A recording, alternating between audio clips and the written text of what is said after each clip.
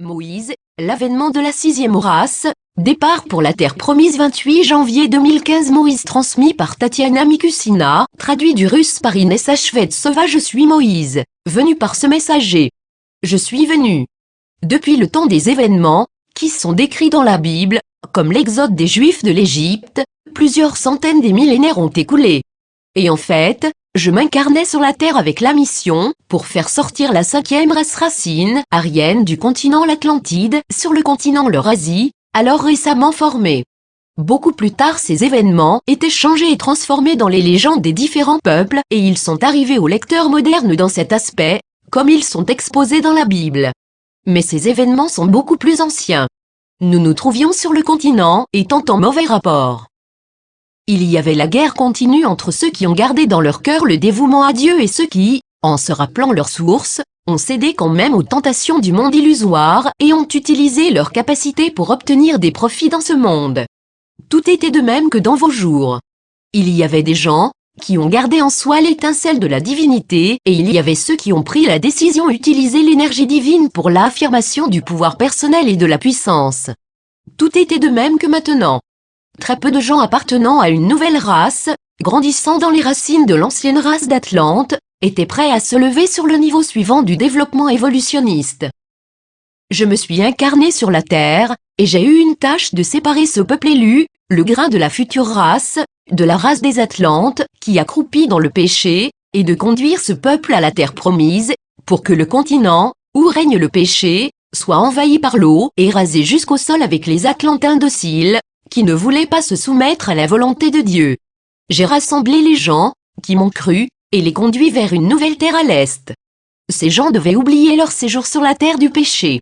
Je leur donnais la nouvelle loi inscrite sur les tables de la loi qui était claire et affirmait les principes de base nécessaires au développement d'une nouvelle race humaine. Mais quelle indignation et la colère j'ai eue, quand, étant revenu une fois après mon contact avec Dieu, j'ai vu mon peuple dansant devant un veau d'or et adorant le Dieu extérieur moulé dans une forme, au lieu de l'adoration de Dieu se trouvant à l'intérieur d'eux-mêmes. J'ai éprouvé une si grande colère que j'ai fracassé les tables de la loi, dont était inscrite la loi.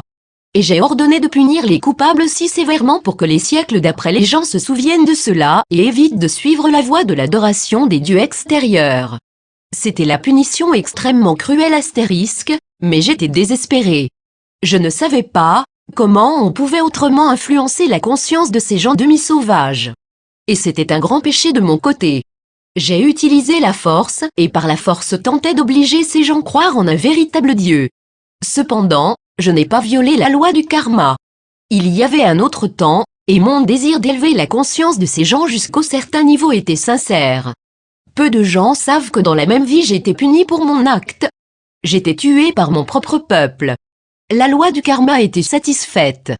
Et les gens ont reçu la meilleure leçon, qui correspondait au niveau de leur conscience à cette époque-là. Après plusieurs centaines de millénaires, cette lutte continue sur le plan physique de la planète Terre. Les gens tuent l'un l'autre comme les hétérodoxes. Plusieurs continuent à éprouver l'état de la haine et de l'hostilité vers chacun, ayant d'autres convictions religieuses ou morales, ayant même une autre couleur de la peau et d'autres coutumes. Toute l'histoire du développement de l'humanité représente les guerres continues et la lutte pour le pouvoir, le contrôle et les richesses de ce monde.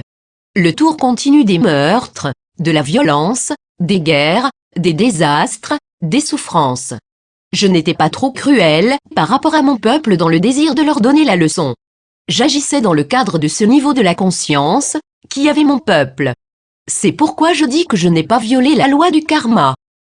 Et, si je tentais d'apprendre à mon peuple à cette époque-là ainsi qu'après plusieurs centaines de millénaires, apprenaient à leurs élèves Bouddha, Christ, Zoroastre, il est peu probable que je trouverais même quelques personnes qui m'ont suivi. C'était un temps cruel et la violence appliquée était justifiée. Et un autre cycle est venu. La conscience de l'humanité doit être élevée de nouveau au niveau suivant du développement évolutionniste. Et de même que durant le temps du remplacement de la quatrième race par la cinquième race, l'hostilité et les guerres continuent. Mais ces guerres ont acquis le caractère encore plus destructif. Des dizaines de millions de personnes ont été les victimes de la dernière guerre mondiale, et grâce aux moyens modernes de la communication tous les pays se trouvent instantanément impliqués dans n'importe quel conflit.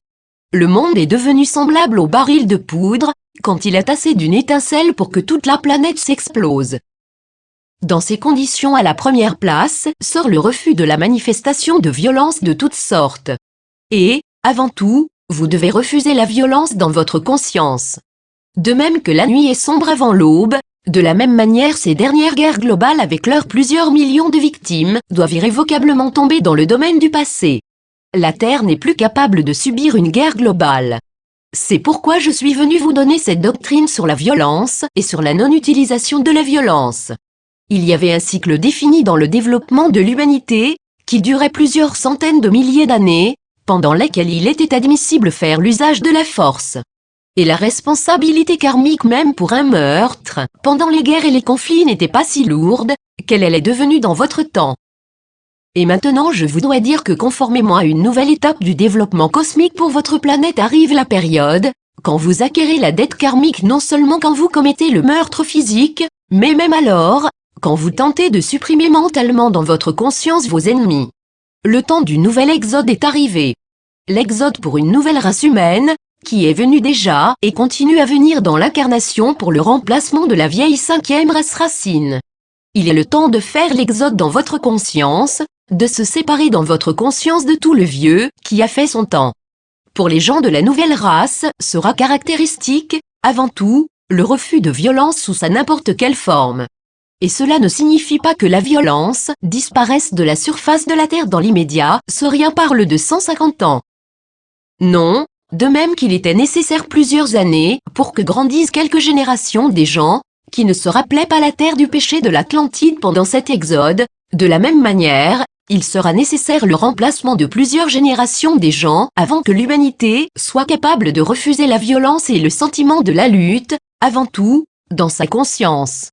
Il y aura des territoires entiers peuplés des gens, possédant une nouvelle conscience, et il y aura des territoires où prédomineront une vieille conscience et une vieille mentalité. Et graduellement les territoires où prédominera une vieille mentalité, l'une après l'autre submergeront sous l'eau. Il y aura de nouvelles terres, où s'établiront les gens appartenant à une nouvelle race. Et la différence entre ces gens et la race, qui vit actuellement sera, pour le moment, seulement une chose, tout à fait nouveau niveau de la conscience de cette race et l'inadmissibilité pour cette race de n'importe quel sentiment de la lutte et de la violence. Le temps de nouvel exode, dont vous devez faire dans votre conscience est arrivé. Et cette nouvelle conscience vous donnera la possibilité dans peu de temps de vous libérer de la plupart de vos attachements vers un vieux monde et vous libérera dans peu de temps des chaînes de la chair. Il ne faudra punir personne parmi les gens qui persistent dans leur mauvaise volonté pour ne pas suivre les souffles du nouveau temps. Ces gens eux-mêmes se condamnent pour la punition, et la Mère Terre prendra soin de son nettoyage de ces gens. Je suis Moïse et je suis venu de nouveau pour vous indiquer la voie de votre exode. Moïse sous-entend l'événement suivant décrit dans la Bible. L'Exode, chapitre 32. 15 Moïse retourna et descendit de la montagne, les deux tables du témoignage dans sa main. Les tables étaient écrites des deux côtés, elles étaient écrites de l'un et de l'autre côté. 16 Les tables étaient l'ouvrage de Dieu, et l'écriture était l'écriture de Dieu, gravée sur les tables. 20 Il prit le veau qu'ils avaient fait, et le brûla au feu. Il le réduisit en poudre, répandit cette poudre à la surface de l'eau, et fit boire les enfants d'Israël. 26 Moïse se plaça à la porte du camp, et dit, « À moi ceux qui sont pour l'Éternel. » Et tous les enfants de Lévi s'assemblèrent auprès de lui. 27 Il leur dit, « Ainsi parle l'Éternel, le Dieu d'Israël, que chacun de vous mette son épée au côté, traversez et parcourez le camp d'une porte à l'autre, et que chacun tue son frère, son parent. » 28 Les enfants de Lévi firent ce qu'ordonnait Moïse, et environ 3000 hommes parmi le peuple périrent en cette journée.